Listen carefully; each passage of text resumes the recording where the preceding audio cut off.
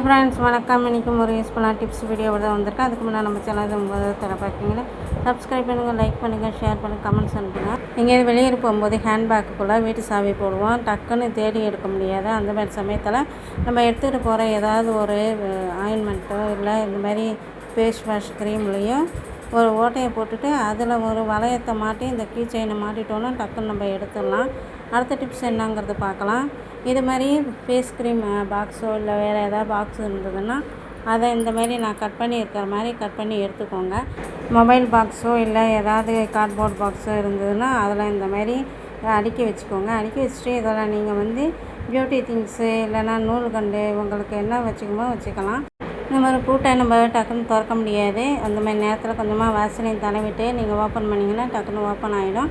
இன்னும் வீடியோவும் டிப்ஸும் உங்களுக்கு பிடிச்சிருந்தா மறக்காமல் அதை சப்ஸ்கிரைப் பண்ணுங்கள், லைக் பண்ணுங்கள், ஷேர் பண்ணுங்கள், கமெண்ட்ஸ் அனுப்புங்க. இன்னொரு வீடியோவில் சந்திக்கலாம்.